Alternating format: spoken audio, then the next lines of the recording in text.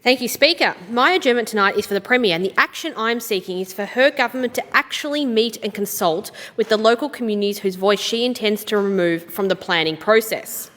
Speaker, the Premier has announced her intention to remove the ability of residents to have a say on development in their community under her dramatic overhaul of planning laws.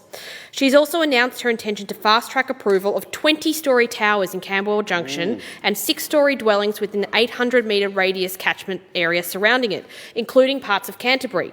It's not just Camberwell. There are 50 more of these so-called activity centres rolling out across Melbourne, including at Auburn, Glenferrie and Hawthorn train sections, which will affect areas in the electorate of Kew.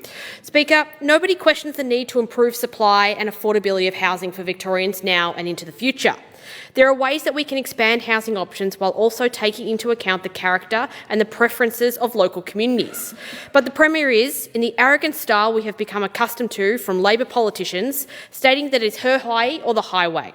She's accusing anyone who dares to raise concerns about her approach of being against increasing housing supply of being against housing affordability. Speaker, this is dishonest and self-serving. The reality is that communities need to be involved in the process when the government is proposing to make significant changes that will affect that community. Labor's approach to these planning changes is an utter abrogation of due process and consultative lawmaking.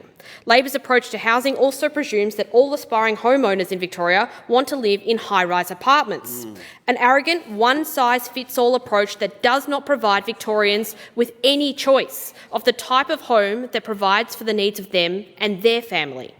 Under the proposed rules, the government is seeking to switch off the rights of local residents to have any input into the planning process. Nobody is suggesting the current system is beyond improvement, but completely removing the feedback mechanisms through which residents can make their voices heard on planning issues is completely unacceptable. I've heard from many residents in Kew and in Boroondara about their concerns with the government's approach, and particularly how the new laws are likely to effectively overrule existing heritage overlays.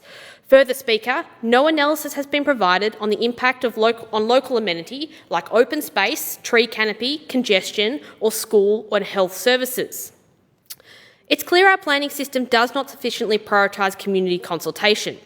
Labor's housing target for Boroondara, 67,000 new dwellings, or a 90% increase on existing dwellings, does not take into consideration local feedback or concerns, and involved no consultation with Council as to the impact on our community or local amenities and infrastructure. I say again, this is unacceptable. That's why the action I'm seeking tonight is for the Premier to front up and listen to the local communities whose voice she intends to remove from the planning process.